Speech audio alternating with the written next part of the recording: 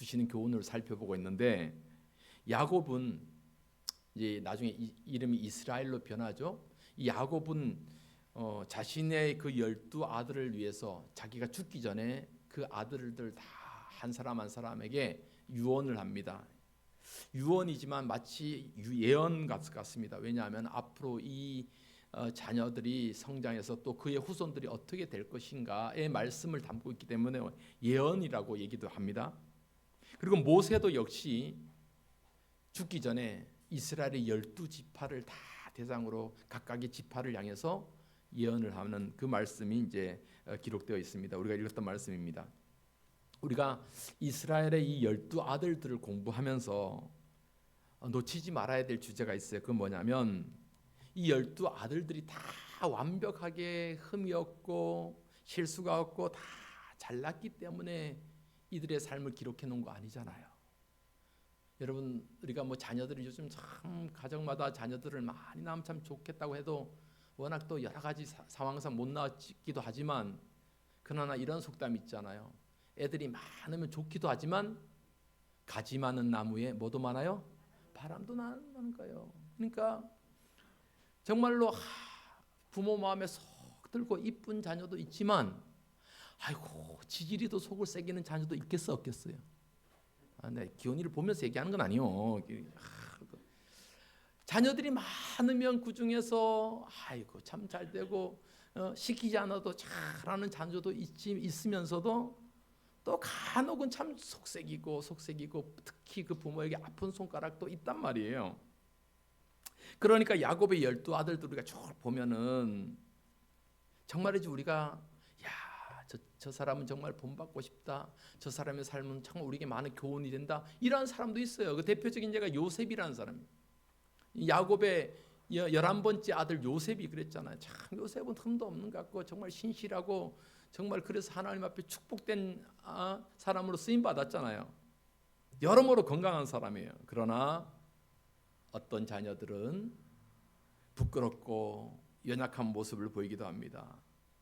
그래서 우리가 기억해야 될 것은 이렇게 연약한 삶을 살아갔던 그들을 보면서 교훈받아야 될 게 뭐예요? 우리도 다짐하는 거예요.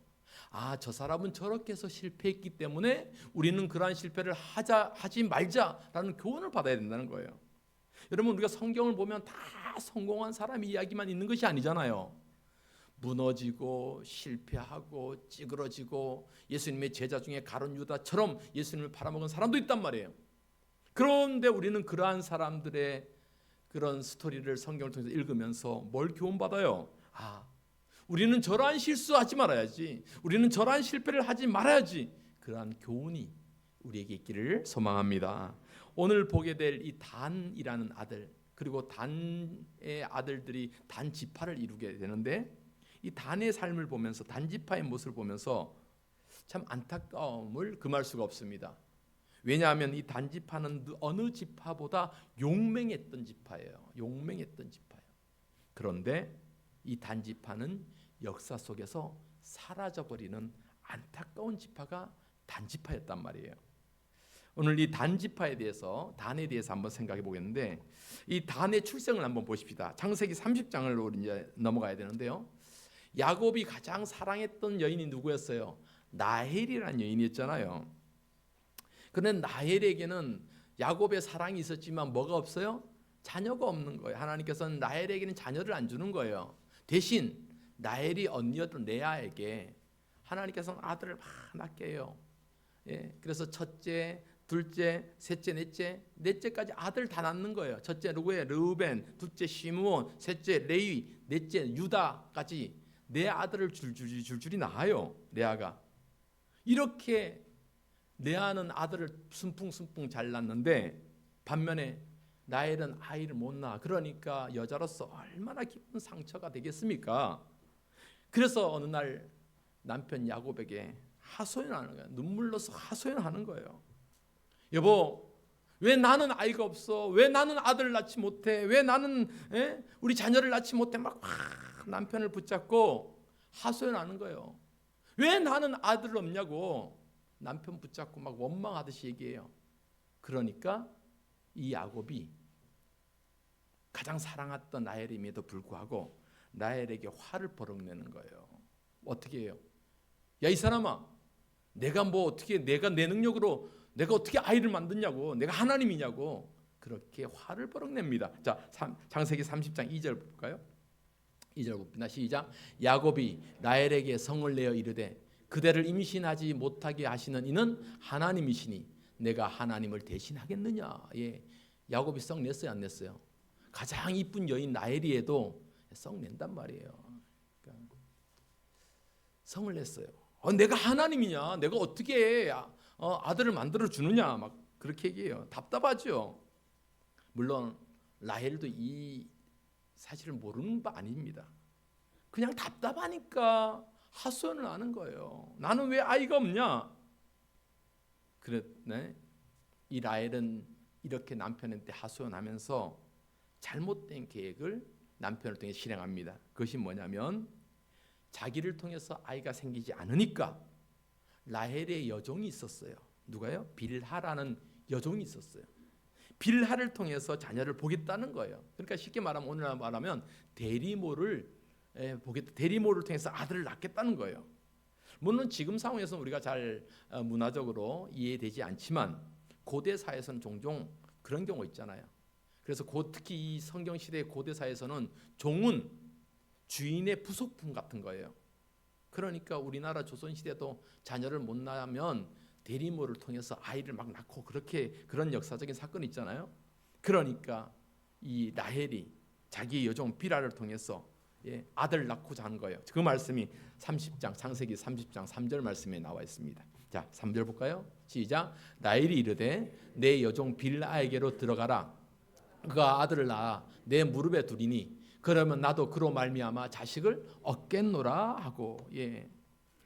라헬이 막 펑펑 울고 남편을 원망하면서 막 그렇게 울다가 이렇게 한마디 해요. 그러면 나 대신 내 여종 빌하에게로 들어가서 그를 통해서 아들을 보게 해라 라고 합니다. 그렇게 말하니까 이 바보 같은 야곱이 또 이런 말은 또 잘 들어요. 잘 들어요. 그래서 빌하와 동침하게 돼서 두 명의 아들을 낳게 됩니다. 그 두 명의 아들이 누구냐? 바로 단과 납달리라는 두 아들이었습니다. 이렇게 라헬은 자기의 여종인 빌하를 통해서 아들을 낳게 돼요. 그리고 야곱은 이 다섯 번째 아들을 얻게 되는데 그 다섯 번째 아들이 단이었단 말이에요. 비록 자기가 낳은 아들은 아니었지만 라헬은 이 단을 안고 마치 자기의 아들처럼 너무 기뻐하면서 그의 이름을 단이라고 지었어. 이 단이라는 뜻은 억울함을 푸셨다 이런 뜻이거든요. 그러니까 라헬은 이제 내 억울함이 풀어졌다 하면서 이 아이 이름을 단이라고 지은 거예요. 자, 창세기 30장 6절 말씀 또 볼게요. 시작. 라헬이 이르되 하나님이 내 억울함을 푸시려고 내 호소를 들으사 내게 아들을 주셨다 하고 이로 말미암아 그의 이름을 단이라 하였다. 이렇게 이제 단이라는 아들이 태어난 거예요. 여기까지 다 이해가 되시죠? 잘 따라오고 있죠? 수인이 알겠노? 그래요. 이렇게 해서 야곱은 다섯 번째 아들을 얻게 됩니다. 단이라고 얻게 됩니다. 여러분 우리 한번 생각해 보십시다. 라헬이 참 억울하고 답답한 심정은 우리가 충분히 이해돼요. 남편이 나를 그렇게 사랑했는데 자녀가 없단 말이에요. 그러나 그녀가 택한 방법은 옳은 방법이 아니었다는 것을 알아야 돼요. 하나님이 원하시는 방법이 아니었잖아요. 라헬은 어떻게 했어야 돼요? 끝까지 기다려야 했단 말이에요. 여러분 나중에 우리가 성경을 보면은 하나님께서 나중에 라헬에게 아들 줘요, 안 줘요? 줘요. 그 똑똑한 아들 요셉과 베냐민을 나중에 낳게 된단 말이에요. 여러분 우리가 신앙생활 하면서 많이 실수하는 것 중에 하나가 뭐예요? 하나님을 끝까지 기다리지 못하는 거. 아브라함도 그렇게 해서 실수했잖아요. 하나님이 분명히 아브라함아 내가 사라를 통해서 아들 주겠다라고 약속했어요. 그런데 아브라함이 점점 나이가 들어가고 막 100세가 다 되니까 이제 내 몸에 무슨 아들 낳겠냐라고 이스마엘을 낳게 된 거잖아요. 기다리지 못한 거예요. 여러분 라헬도 마찬가지였단 말이에요. 그녀는 하나님이 원하지 않는 잘못된 방법으로, 어떻게 보면 지극히 인간적인 방법을 써서 뭐예요? 자기가 만족을 누리려고 한 거예요. 이제 내 억울함이 풀어졌다 이 말이에요. 그런데 이것은 절대로 하나님의 방법이 맞다 아니다? 아니다라는 거예요. 하나님이 기뻐하시는 일이 아니다라는 거예요. 여러분, 우리 성도들은 하나님의 사명을 위해서 열심히 일하는 것도 중요하지만 또한 한 가지, 하나님이 원치 않은 일을 하지 않는 것도 중요한 거예요. 그래서 늘 내 삶 속에서 하나님의 뜻이 무엇인지 물어봐야 되고, 하나님의 인도하심이 맞는지 물어봐야 되고, 내가 하는 이 일이 하나님이 기뻐하는 일이 맞는지를 늘 물어봐야 돼요. 하나님, 내 삶이 정말 하나님이 기뻐하시는 삶입니까? 내 삶의 모습이 정말 하나님이 원하시는 삶의 모습입니까? 이렇게 우리는 살아가야 될 줄 믿습니다. 그 말씀을 사도 바울을 통해서 로마서 12장 2절에 이렇게 말씀하고 있습니다. 자, 로마서 12장 2절 시작. 너희는 이 세대를 본받지 말고 오직 마음을 새롭게 함으로 변화를 받아 하나님의 선하시고 기뻐하시고 온전한 뜻이 무엇인지 분별하도록 하라. 아멘. 우리 청년들만 한번 따라합시다. 하나님의 선하시고, 청년들만 크게 해요. 이렇게 힘없는 소리로 하지 말고. 자, 하나님의 선하시고 기뻐하시고 온전한 뜻이 무엇인지 분별해라. 예, 한번 옆에 사람 보고, 야, 각자 보면서 한번 해보세요. 시작. 하나님의 선하시고 기뻐하시고 온전한 뜻이 무엇인지 분별해라고. 여러분, 우리의 삶의 모습이 그래야 되니까. 하나님이 정말 기뻐하시는 삶의 모습이 뭔지, 여러분, 우리가 살면서 이러한 삶도 살고 저러한 삶도 살잖아요. 그럴 때 우리가 기억해야 될 것, 성도들이 기억해야 될 기준이 뭐냐? 나의 이 행동이, 나의 이 모습이 하나님의 기뻐하시는 일인지.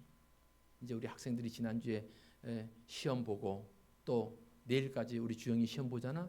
내일 2과목 보지? 잘 공부했나? 잘했대. 이제 잘 볼 것 같아. 우리 학생들이 시험을 보는데 요즘은 근데 그렇게 많이 안 해. 안 같아. 옛날에 참 좀 우리가 컨닝이라고 하는 거 있잖아요. 그거 하려고. 그래서 옛날에는 참 책상에 그렇게 막 깨알같이 써놨는데 요즘 그런 정성도 없어. 애들이 막 그렇게 안 써놓더라고. 예전에 벽에다가 막 써놓고 잊어버릴까봐 그거 보고 쓰겠다고 하는데 요즘 그렇게 안 써놓지, 주영이. 안 써놓을 거야. 그래서 막 선생님들이 책상을 바꿔 막 이래 갖고 막 했는데, 여러분, 우리가 왜 그런 일을 하지 말아야 돼요? 하나님이 기뻐하시는 일이 아니기 때문인 거예요. 우리 성도들은 늘 기억해야 돼요. 하나님이 선하시고 기뻐하시고 온전한 뜻이 무엇인지를 늘 깨달아야 돼요. 그래서 도둑질을 하지 말아야 되고, 그래서 나쁜 짓 하지 말아야 되고, 그래서 하나님이 원하시는 삶을 살기를 노력해야 되는 거예요. 라헬은요, 자신의 억울함도 충분히 있어요. 그러나 그렇게 해서 아들 보는 것이 하나님 뜻이 아니었다는 거예요. 하나님 기뻐하시는 게 아니었다는 거예요. 이렇게 5번째로 태어난 단, 이 아들에 대해서 야곱이 그 아버지가 죽기 전에 이 단에 대해서 유언했던 내용이 오늘 우리가 읽었던 창세기 49장 16절부터 18절이잖아요. 자, 그 아들, 그렇게 태어난 아들에 대해서 뭐라고 말씀하는지, 자, 다시 한번 볼까요? 창세기 49장 16절로 18절까지 시작. 단은 이스라엘의 한 지파같이 그의 백성을 심판하리로다. 단은 길섭의 뱀이요 샛길의 독사로다. 말굽을 물어서 그 탄 자를 뒤로 떨어지게 하리로다. 여호와여, 나는 주의 구원을 기다리나이다. 아멘. 여러분, 딱 읽었을 때 좀 아버지가 자녀를 위해서 마지막 하는 말인데 좀 좋아 보여요, 안 좋아 보여? 딱 봤을 때 별로 안 좋아 보이죠. 아니, 아들을 향해서 뭐라고 해요? 예?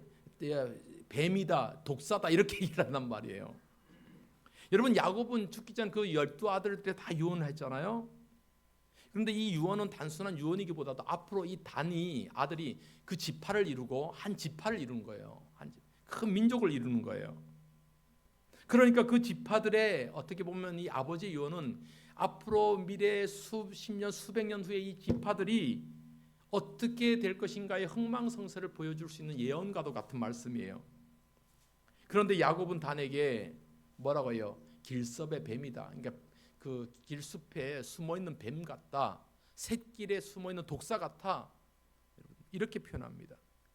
왜 야곱은 단을 향해서 이러한 표현을 했을까? 그것은 앞으로 이 단 지파가 이스라엘 공동체에서 보여주는 그런 사건에 대해서 예언의 말씀을 담고 있는 거예요. 분명히 단지파는 이스라엘 공동체에 어려움을 끼치게 합니다. 그것이 뭐냐면 하나님이 가장 싫어하는 게 뭐예요? 우상 숭배하는 거잖아요. 하나님이 가장 싫어하는 거 우상 숭배하는 거예요. 그런데 단지파는 이후의 역사를 보면 이스라엘의 12지파 중에서 우상을 섬기는 우상의 중심지가 돼버리는 것이 이 단지파의 그런 모습이었단 말이에요.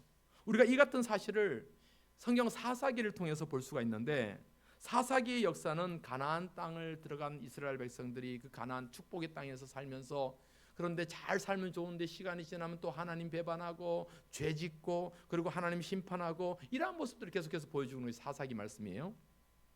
그런데 이 사사 시대를 흘러가면 흘러갈수록 마지막으로 갈수록 이스라엘 백성들은 점점점 타락해져요. 그때 이 타락의 중심에 섰던, 죄악의 중심에 섰던 지파가 단지파였단 말이에요. 사사기 18장에 보면은 에브라임 지파 사람 중에 미가라는 사람이 나요. 미가라는 사람이 돈이 많아요. 돈이 많아갖고 어떤 일을 하냐면 자기 집에다가 신당을 하나 차려요. 신당을. 그래서 거기에다 우상을 하나 만들어놔요.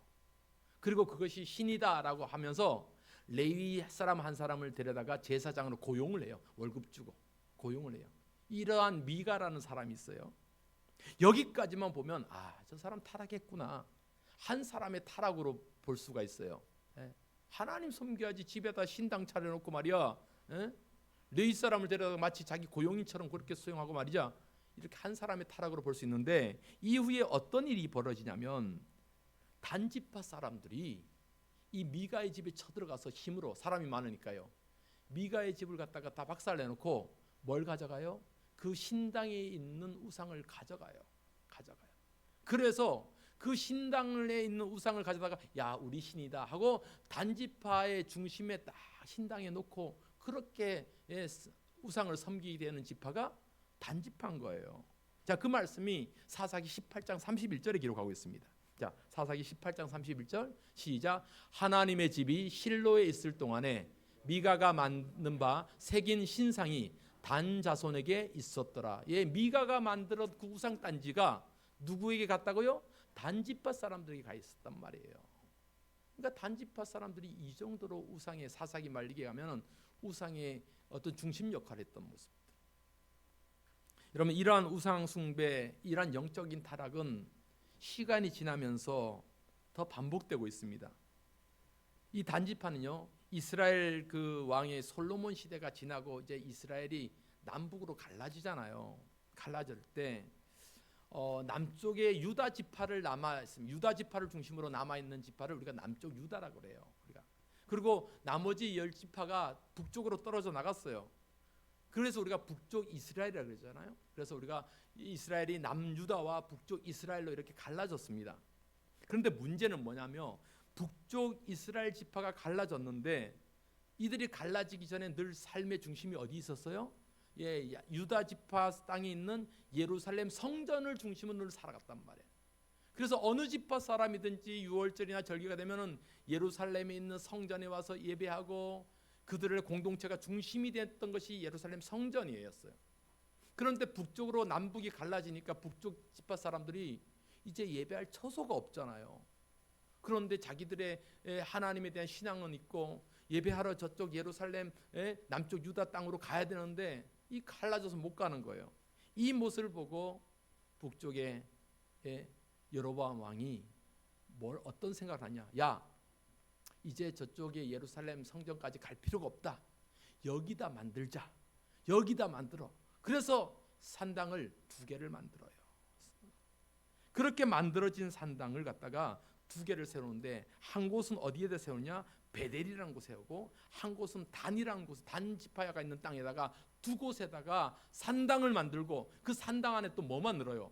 금송아지를 만들어 놓고 이것이 이제 우리 신이다. 이제 우리가 예루살렘 성전까지 갈 필요가 없다. 여기서 예배드리고 여기서 다 해라. 하나님 다 받으신다라면서 2곳에다가 산당을 만들었고 금송아지 만들어 놓고 그렇게 섬겼단 말이에요. 자, 그 말씀 볼까요? 열왕기상 12장 28절부터 봅시다. 시작. 이에 계획하고 두 금송아지를 만들고 무리에게 말하기를 너희가 다시는 예루살렘에 올라갈 것이 없도다. 이스라엘아, 이는 너희를 애굽 땅에서 인도하여 올린 너희의 신들이라 하고 하나는 베델에 두고 하나는 단에 둔지라. 예. 여러분 이 모습 보십시오. 북이스라엘의 여로보암 왕은 이스라엘 백성들이 다시는 예루살렘 성전으로 가게 하지 않기 위해서 산당 2개를 만들어 놓고 베델과 단이라는 곳에 만들어 놓고 그곳에다 금송아지를 만들어 놓고 야 이것이 하나님이다. 그러니까 굳이 예루살렘 성전까지 갈 필요가 없다. 여기서 예배하고 여기서 다 마음껏 해라 라고 한 거예요. 그때 쓰임받았던 것이 단지파예요. 단지파. 여러분 우리가 이러한 단지파의 모습을 보면서 정말 다짐해야 될 것이 뭐냐면 앞서로 말씀드렸듯이 우리 성도들은 하나님의 공의의 도구로 쓰임받아야 될 줄 믿습니다. 하나님이 기뻐하시는 사명의 도구로 쓰임받아야 돼요. 축복의 도구로 쓰임받기를 소망합니다. 그런데 단지파처럼 우상 숭배의 중심이 되고 하나님이 미워하시는 죄악의 도구, 심판의 도구로 사용된다면 그것처럼 저주스러운 삶이 없잖아요. 우리가 잘 아는 성프란체스코의 기도처럼 주여 나를 평화의 도구로 써주소서.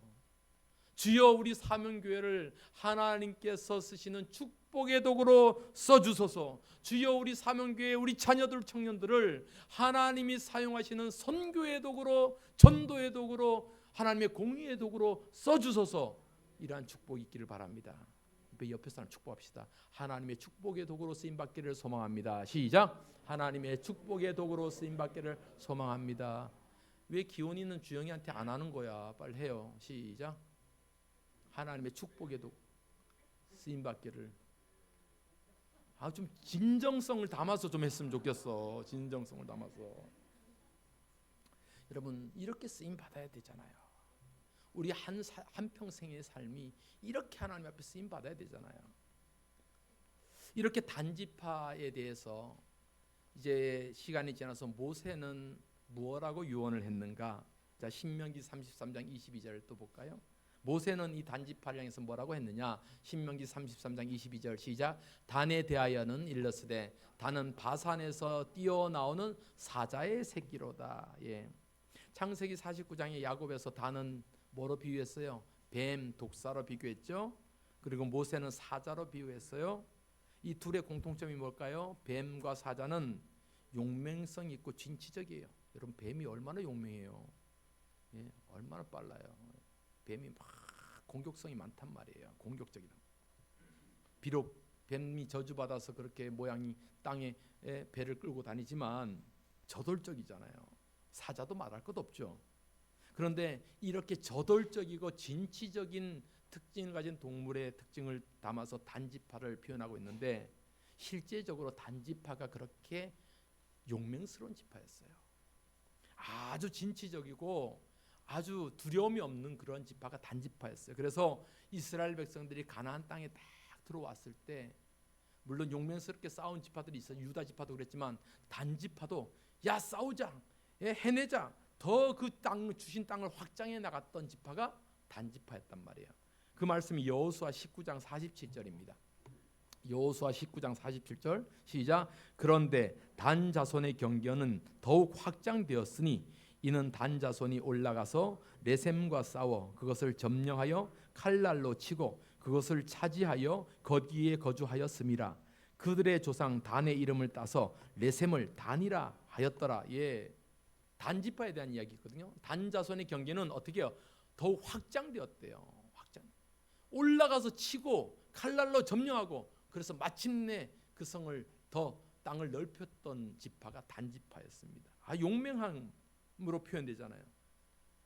사자처럼 용맹스러운 대표적인 지파가 단지파였어요. 그래서 이 단지파, 용맹스러운 단지파에서 그 지파에서 가장 용맹스러웠던 사람 한 사람이 있어요. 사사시대 때 가장 힘이 세고 가장 능력이 많았던 사사가 누구예요? 삼손이잖아요. 삼손이 바로 단지파 사람이었단 말이에요. 여러분 우리가 삼손의 괴력을 잘 알잖아요. 뭐 뭐 사자도 찢고 막 이 정도로 하나님께서 가장 큰 능력, 가장 어떻게 보면은 어떤 사사들보다 가장 탁월한 능력을 삼손에게 주었는데, 그런데 이 삼손의 삶은 어땠어요? 그저 여인들에게 빠져서 허송세월 보냈잖아요. 하나님께서 자신에게 주신 능력을 마치 자신의 놀이거리로 생각해서 그렇게 시간을 보냈던 삼손, 결국 마지막엔 어떻게 죽어요? 블레셋 사람에 의해서 두 눈이 뽑혀서 그렇게 죽어갈 때 삼손이 뭐라고 하나님 앞에 기도해요?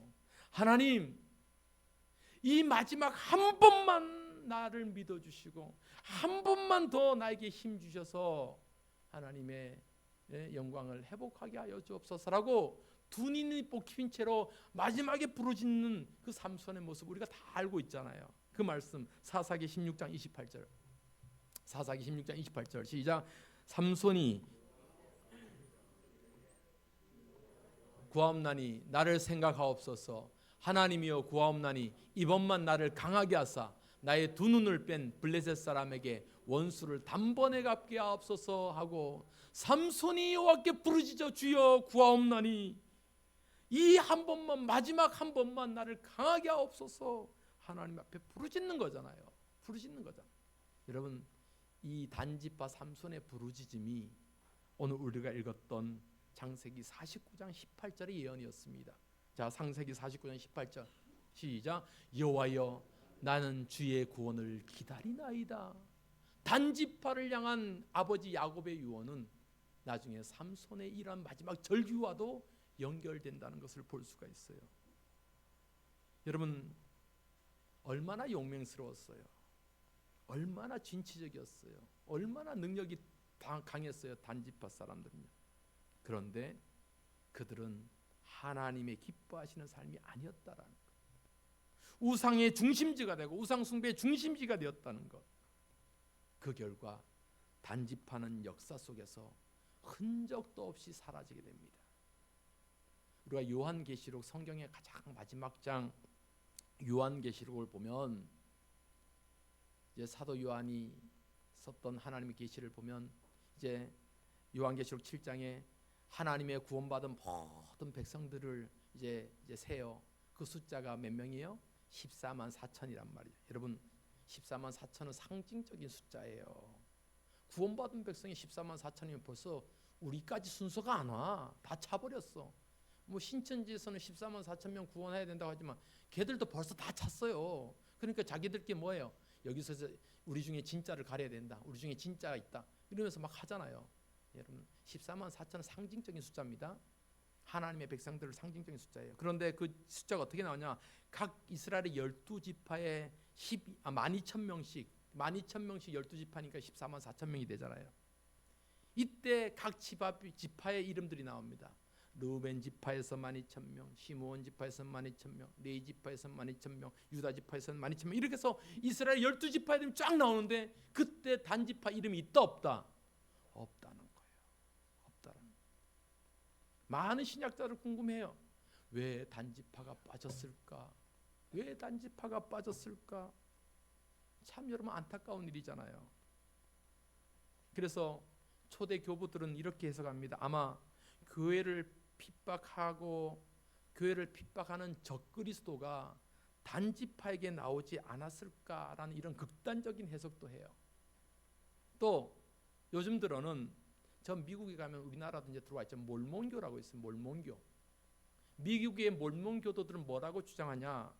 이 힘이 없어진 단지파, 역사 속에서 사라진 단지파가 미국으로 건너와서 다시 하나님의 영광을 회복했던 사람들이 자신들이라고 생각해서 만들어진 것이 몰몬교예요. 근데 근거가 없어요. 근거가 없어. 여러분, 안타까운 현실은 이렇게 마지막 때에 가니까 단지파가 이름도 사라지고 흔적도 없이 사라졌다는 이 사실이 중요한 거예요. 여러분, 이 단지파의 모습 우리가 오늘 쭉 제가 말씀을 드렸지만 다시 한번 하나님께 잘못된 선택이 비참한 결과를 얻게 된 것을 우리가 볼 수 있잖아요. 나의 잘못된 선택, 지극히 인간적인 방법, 하나님이 기뻐하신 방법이 아닌 것, 그리고 이 단지파의 삼손, 그도 역시 지극히 인간적이고 세속적인 방법, 이러한 삶의 모습들이 결국은 그 단이라는 이름, 이 단지파라는 이름이 생명책에서 빠져있다는 것을 우리가 볼 수 있는 거예요. 여러분, 그렇기 때문에 우리 성도들은 어떻게 하든지 끝까지 하나님 붙잡고 살아가는 우리 삶이 되기를 바랍니다. 끝까지 예수 그리스도가 내 삶의 소망이고 내 삶의 중심이고 내 삶의 은혜이고 내 삶의 능력이 됨을 고백하면서 살아가는 우리 성도들이 되어야 됩니다. 그런데 하나님 쫓아가지 않고 세상적 방법 쫓아가고 인간적 방법 쫓아가면 결국에 뭐예요? 우리의 이름이 생명책에 있어요, 없어요? 없다라는 거예요. 단지파처럼 사라진다는 거예요. 그러니까 우리의 이름이 하나님의 생명책에 사라지지 않기 위해서는 세상적인 방법이 아니고 인간적인 방법이 아니고 하나님의 방법대로, 하나님이 원하시는 삶대로 우리 일평생 그렇게 살아가기를 소망합니다. 이 말씀 기억하면서 우리 조금 전에 불렀던 찬송 483장 구름 같은 이 세상, 우리 오건사님 제일 좋아하는 찬송이기도 하지만 이 가사 한 구절 한 구절 너무 은혜가 돼요. 구름 같은 이 세상 모든 부귀영화 나는 분토와 같이 내어버리고 오직 천국의 복을 사모하며 사니 구원받은 내 이름 뭐 해달라고? 기억하옵소서. 주가 나의 이름 보좌 앞에 놓인 이 어린 양 생명책에 내 이름 지워지지 않게 도와달라고. 여러분, 우리 신앙의 고백을 담아서 이 찬송 다시 한번 불러보겠습니다.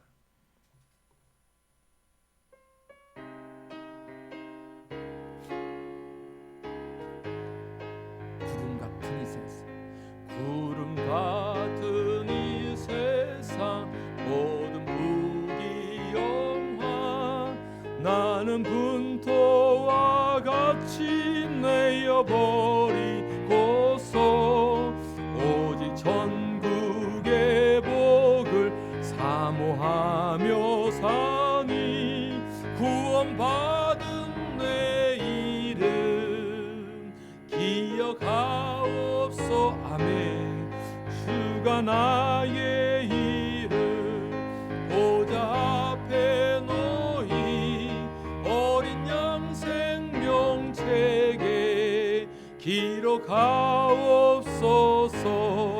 주여 보배 피로써 모든 죄 씻으사 나의 부정한 것을 밝히소서. 있는 보다 더 이게 죄를 씻었으니 구원받은 내 이름 기록하옵소. 아멘. 주가 나의 이름 보좌 앞에 놓인 어린 양 생명책에 기록하옵소서. 죄가 하나도 없고 아무 병도 없는 영화롭고도 밝은 천국 올라가서 주와 함께 그곳에 길이 살겠으니 이런 소망의 삶은 참된 행복이라. 주여 나의 이름 보좌 앞에 놓인 어린 양 생명책에 기록하옵소서. 아멘. 우리가 같이 한번 이 시간 기도하십시다. 하나님, 그렇습니다. 나의 이름이 주 예수 그리스도의 보혈로 주의 생명책에 기록되었던 이 놀라운 은혜를 우리가 기억하면서 주여 나의 이 이름이 이 생명책에서 나의 일평생 주님 앞에 설 때까지 빠지지 않게 하여 주옵소서. 지워지지 않게 하여 주옵소서. 흔적도 없이 사라졌던 이 단지파처럼 그러한 삶을 살지 않게 도와주시고 인간적인 방법, 세상적인 방법 그런 삶을 쫓아가지 않고 오직 하나님이 기뻐하시는 삶, 하나님이 원하시는 삶을 살게 하여 달라고 이 시간 합심해서 함께 기도하십시다. 하나님 아버지여, 그렇습니다. 하나님, 우리의 삶의 모습이 하나님 앞에 연약하고 부족합니다. 하나님, 그런 모습으로 살게 하여 주옵소서. 그러한 삶의 모습으로 하나님 앞에 살게 하여 주시옵소서. 하나님 앞에 그러한 모습으로 살게 하여 주시옵소서. 우리 안에 하나님 앞에 놓으시고 참으로 하나님 앞에 그런 모습으로 우리가 살게 도와주시고, 하나님이여 정말 하나님이 기뻐하시는 삶, 원하시는 삶, 하나님 영광 돌리는 삶을 살게 하여 주옵소서. 우리의 이름이 생명책에 지워지지 않고 빠지지 않고 아버지 하나님이 영원하게 하나님 앞에 기록되어지는 삶이 되게 주님 축복하여 주시옵소서. 하나님 그렇게 기도합니다. 우리의 이름이 주의 어린 양의 생명책에서 기록되어 잊혀지지 않고 사라지지 않게 붙잡아 주시고, 세속적인 방법, 인간적인 방법 따라가지 않고 오직 하나님이 원하시는 삶의 방법으로 따라가게 하여 주옵소서. 예수님의 이름으로 기도하옵나이다. 아멘.